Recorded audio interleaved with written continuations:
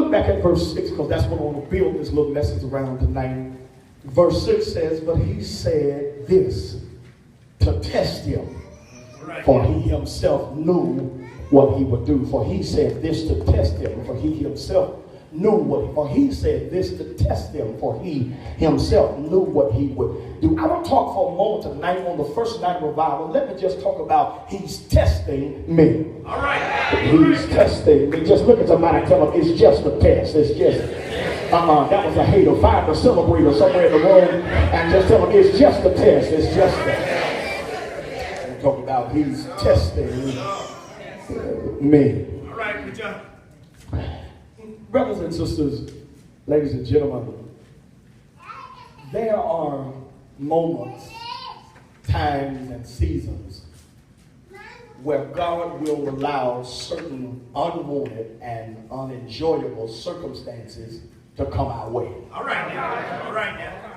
And here's what I understand, Nicole, that he does not do that. He does not let those bad things come our way with the intention on destroying us. Yeah, right. But God knows there's something in bad stuff that can actually not destroy, but develop us. Yeah, and it's only after you've gone through some tests in your life that you're able to look back and evaluate the progress that you made. And the sign that you pass some of your tests is the fact that you're able to deal with some stuff now that you couldn't deal with in the past. And the truth of the matter is, not long ago, God will send some kind of test your way, and you never know about God. God tests you with different people, places, and things. You know, not long ago, for some of you, the smallest thing you would have went off and not thought about it twice. But now you're growing in God, and you learn how the same stuff that used to set you off a few months ago, now you just smile and move. Y'all ain't gonna talk to you. Just keep it moving. You learn how to let God fight your battle, and you learn how to hold your tongue. There was a time that you would have flipped off at the mouth and went off before you knew it. But now you let folk talk crazy. You sit right by folk you know been dogging you all week long, and you still come in church and hug them. Y'all ain't saying it. I dare you touch somebody and tell them, I am growing. I am growing. Come on. Now, I'm not saying I'm all I ought to be, but I am saying that I'm better than I used to be. And every test that comes my way, God helps me pass it. Yeah. And some of y'all ain't talking to me tonight when I said I'm not what I should be. Y'all ain't say nothing. That's because you want me to think you got it all together. But the devil is a lie, and you are too, right? Y'all ain't gonna talk to me. The truth of the matter is that sanctification is a process, but salvation is instantaneous. I back it up, let me play it again. I said sanctification is a process.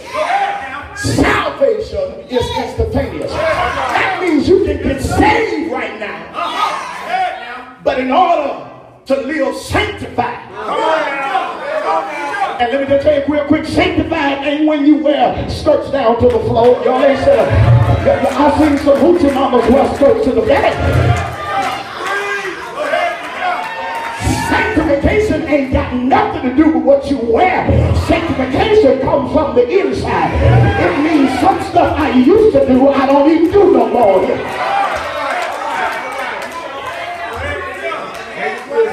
And it's only after you've passed some tests that you're able to look back.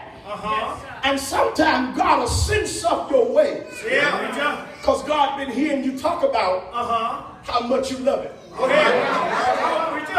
God been hearing you talk about how you're satisfied with Jesus. God been watching you tell everybody else, don't worry, be happy. All right. And sometimes God will put you in a test where he'll make you practice what you preach.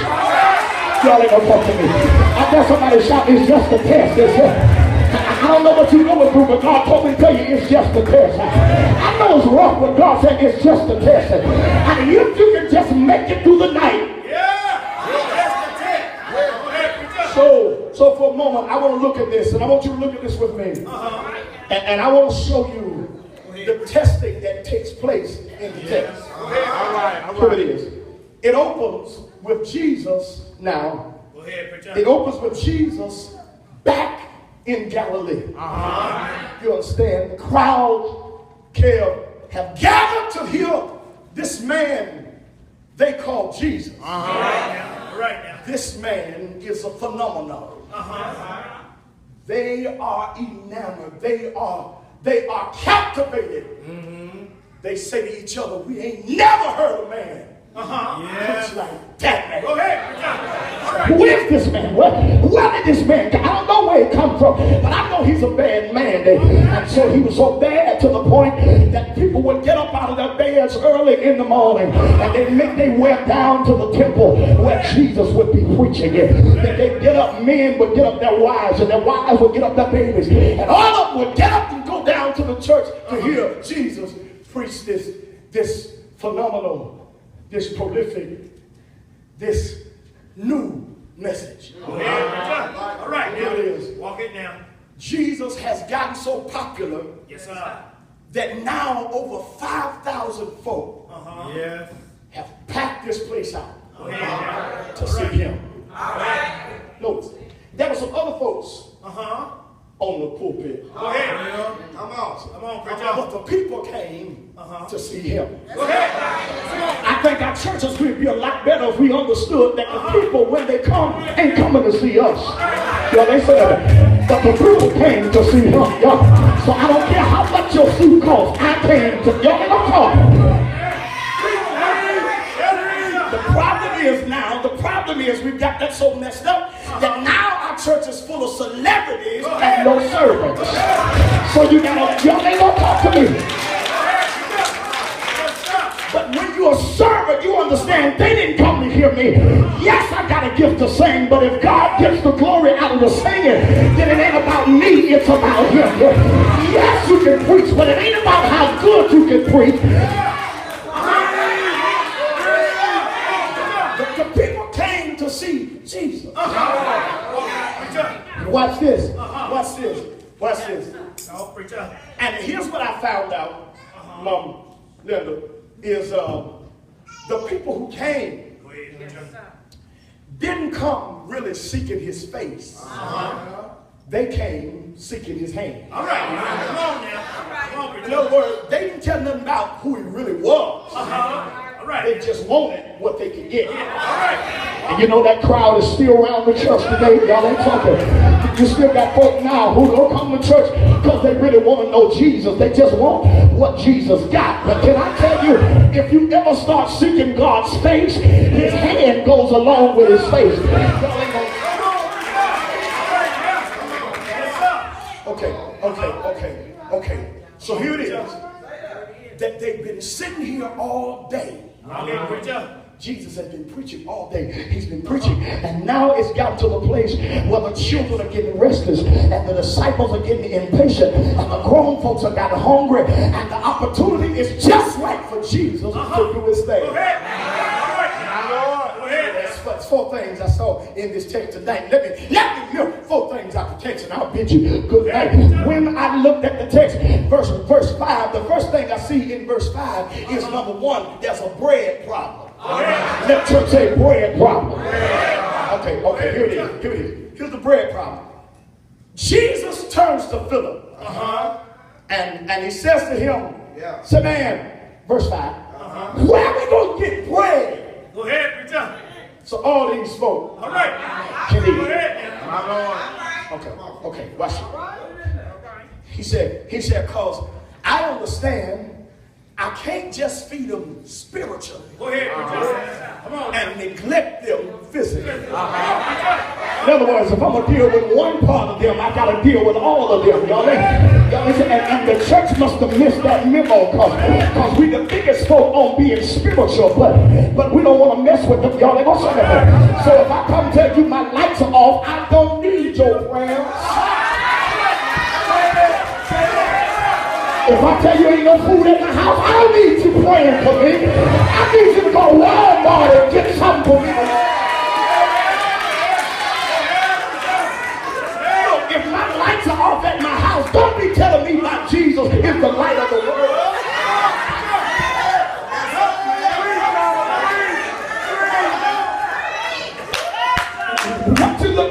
walking by a homeless man Go ahead, preacher. who's asking for $1 to get him a sandwich, Go ahead, preacher. and you tell him, I'm praying for you. Go ahead, man. Come on. Go ahead. No. Sometimes the answer to your prayers are in your own pocket. Whether they you praying for me, go in your pocket and help a brother out yonder.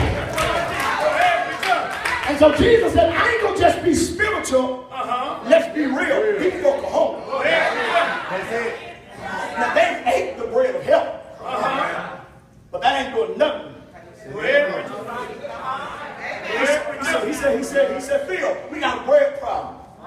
He said, where we gonna get bread for all these folks to eat? my Lord. Watch this. It's a bread problem. Watch this. It's a bread problem, and they're in Jesus' presence. Wait a minute. You mean tell me you're going to have problems even in his presence? Y'all ain't feeling me. Because can I tell you, being in his presence does not keep you from having problems. Y'all ain't talking now. And there's 25 of y'all here tonight. There's some folks in here tonight. You messed up because you figured if you would just stay in the presence of God, that would keep you out of problems. You figured if you just prayed enough, you wasn't going to have no problem. But can I tell you, you can pray all night and all day tomorrow, and you still gonna have some problems. You can fast, y'all.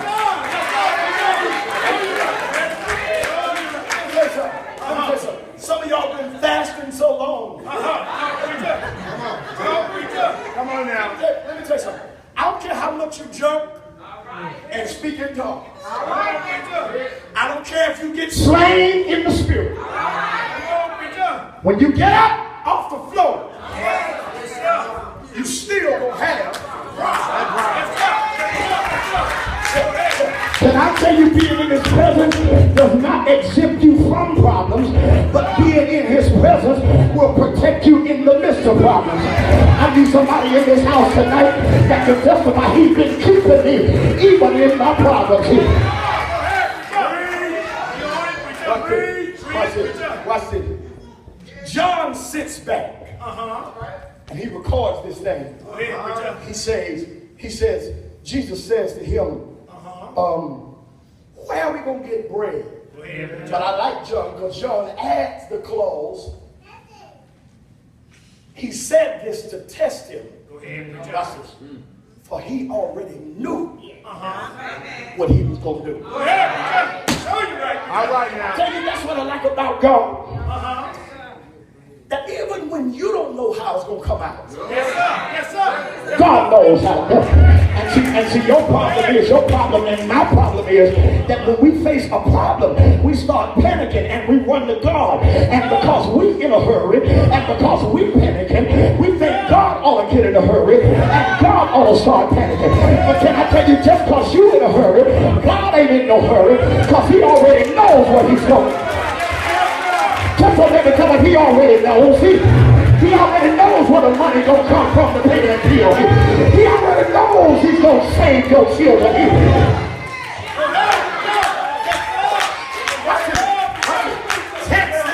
Text said, for he knew. Yes, he does. And that's what you gotta pray to God. God, help me. Come on now. To accept the thing. Help us. I don't understand. Watch this. If you lead me, Come on now. I don't have to see what's ahead. Go ahead, preacher. As long as I know you're ahead. That's it. Go ahead. Watch it. Says, he knew what he was going to do, but he put them to the test. Go ahead, preacher. All right now.